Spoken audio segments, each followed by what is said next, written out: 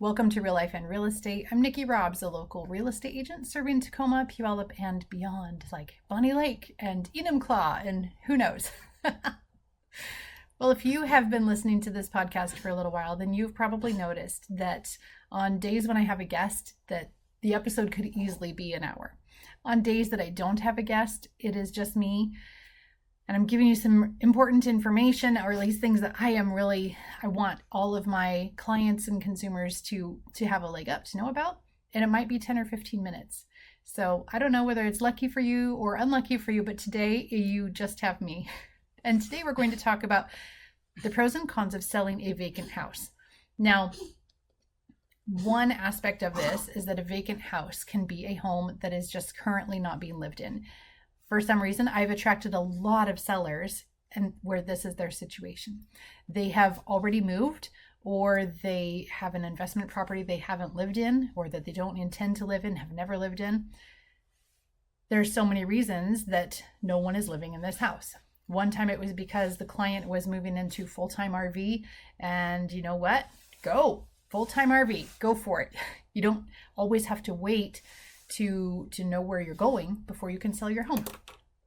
So here's some of the pros and cons, and I am going to discuss staging versus not staged.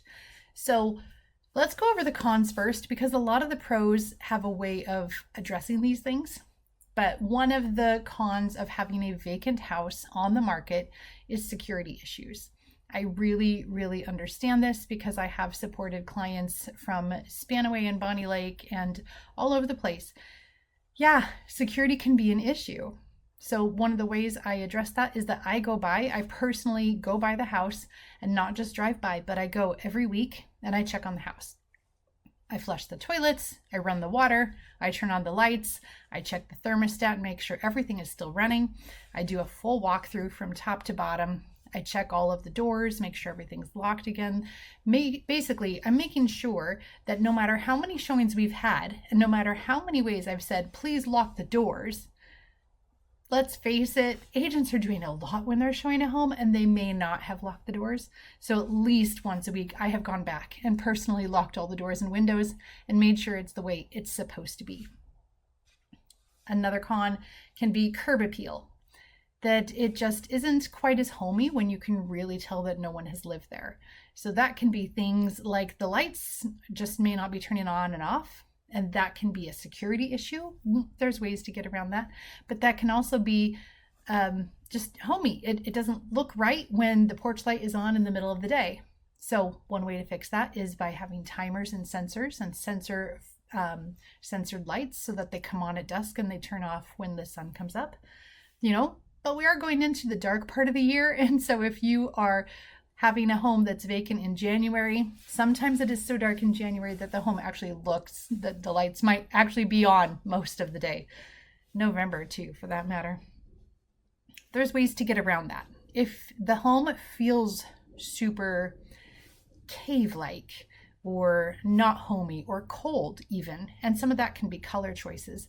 So if you have a really warm colored wood toned vinyl plank floor or hardwood floor, it's going to feel warmer than when you have a cool toned vinyl plank floor. Gray wood looking vinyl plank floor was really popular in 2020, but it affects the house and it makes it look colder than it really is. So one way to do that is to add staging, or at least add homey touches. If we can throw in a few things, and sometimes I bring things from home. I will throw in fake plants and books. I'll throw blankets around, depending on whether or not we're staging. We'll talk about staging more in a little bit. But what about the curb appeal of a vacant house? We've talked about the lights. We've talked about, just the seasonality of it all. What we can do is throw a few really low maintenance things on the porch, like it's October. Well, yeah, it's October. I'm going to go buy a couple of pumpkins and put them on the porch just so that it looks seasonally appropriate. If for some reason I had a vacant home in November, then maybe I would hang a really brightly colored wreath.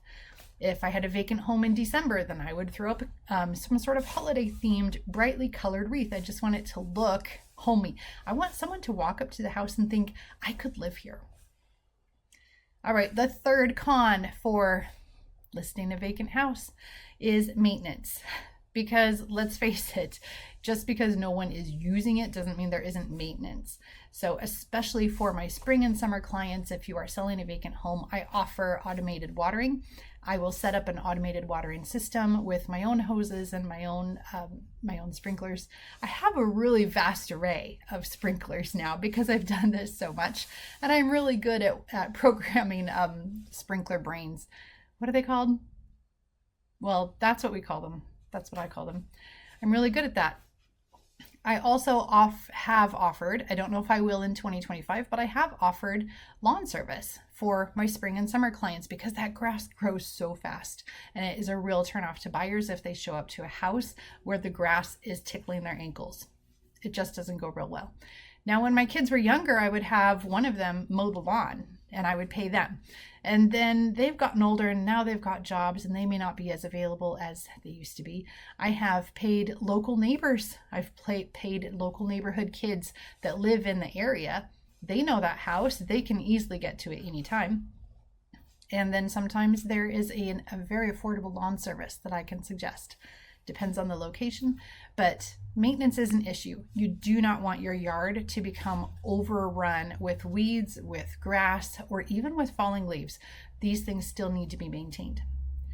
The fourth con is the costs associated with having a vacant house that is on the market. And one of those is utilities. We have to heat it. Okay, you really do. I have shown a lot of vacant homes where the heat has actually been turned off.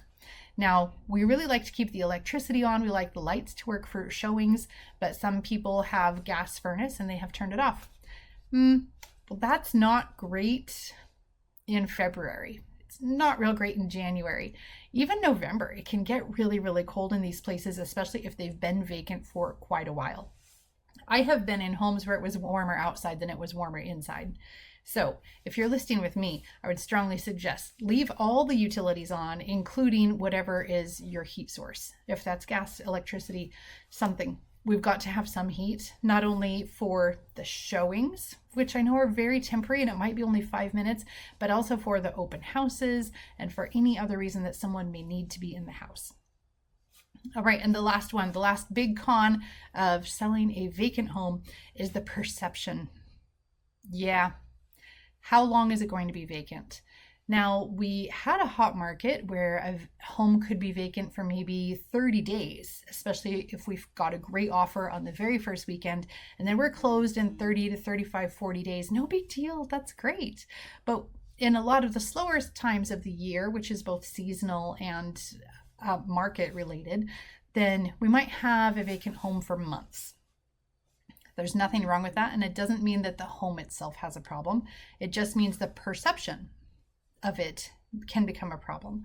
If the neighbors start telling stories about, oh yeah, you know, Joe's house down the street and it's been vacant for quite a while. Well, there's not a whole lot we can do about that except strategically shift the price, shift pictures, have open houses, do anything we can to keep it busy, to keep it occupied, and to keep it moving. We don't want people making up stories. Now, way back, I know not all buyers are going to relate to this, but way back, probably 2014, could be older than that, 2014 or so. My neighbors moved in Graham, and my kids were much younger then. And the house was vacant for so long because the market was so much slower that my kids started telling people that the house was haunted. So that's part of that perception of having a vacant house.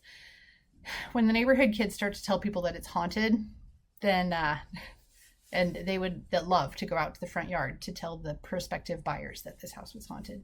Just doesn't go real well. So if I was to run into that situation, and it was the neighborhood kids telling stories about one of my listings, I might need to go over there and offer them some rewards for saying great things about the house instead, you know. All right, now how about the pros of selling a vacant house? Well, first of all, it can sometimes mean a faster closing because you're already out, right? So a faster closing meaning, what if 1 or 2 weeks on into the market, we attracted a great buyer that maybe had all cash or was completely through underwriting and they were in a hurry and they needed to be in 2 weeks. Well, because you've already moved out, that is completely possible. Another great pro is the flexibility of showings. So when it's a vacant house, I can set it to go and show with a courtesy call. I don't have to check with the client first. I don't have to check with the seller first because they're already not there. The only thing I need to know about is if any repairs or maintenance is coming by so that I can let people be aware, hey, this is great, but we are, the lawn guy is going to be there right now, or it's garbage day. So the third pro of listing a vacant house and selling a vacant house is the ease of repairs. This can have so many wonderful things because if you are vacating the house and then having the last minute repair work done, then all the contractors can get in. We usually use a coded contractor box so that they can have access when they need it and no one else needs to have access, and they can just go in and do it. They don't have to say, oh, I'll be here between 9 and 1 and have someone wait. No, they just show up when they show up.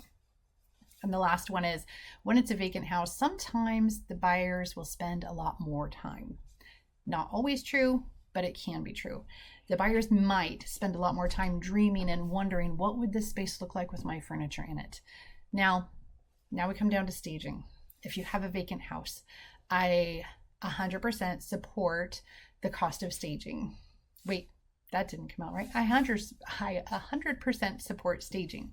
Staging helps people visualize how big a couch is in this space. It's kind of surprising how much people, that and me included, I'm just not really aware of how big my couch is because I'm so used to how big it is. Or the couch and love seat, or the couch and a chair, or maybe I need a sectional in this room. And I've forgotten, oh gosh, is that 4 feet? Is that 48 inches? Is that 56? I don't really remember. So for buyers, it's a good idea to travel with a few notes on a piece of paper about how big your furniture already is, especially dining room tables and couches. Second, for sellers, I really support staging. I think it's a great idea. Staged homes tend to sell faster. They tend to sell for more money, at least statistically speaking. However, sometimes a vacant house that has no staging sells just as fast. It can happen. Sometimes a vacant house with no staging actually does have buyers spend more time in it because they're taking their time to do their due diligence and they don't feel rushed. It's obvious that it's vacant, especially if there's no staging. It's super obvious that it's vacant. And they don't feel like they have put you out of your home. They might stay. The longer a buyer stays in your house, the more likely it is that they are going to write an offer. And that is what we really want. We want that offer to come in. So there you go, the pros and cons of selling a vacant house. And here in the fall of 2024, it's up to you. It's up to you whether you want to utilize a bridge loan, move out, find your new home, then sell the one that you just left. It does make it a lot easier with kids and pets. It really does. But if you would like to stay in your home while it's on the market, I have got a lot of other things that I can share with you, and that will be a future episode, listing an occupied house. So there you go, selling a vacant house. So whether you're a buyer or a seller, I hope you enjoy a lot of great open houses, and don't discount those wide open spaces. That picture can be pretty deceiving. Walk around with your tape measures. Always bring them with you. So thanks for joining me at Real Life and Real Estate. I'm Nikki Robbs, and you can find all my contact information in the show notes. This episode was edited, thank you, and produced by Will Robbs of Will Robbs Art. Let's get you home.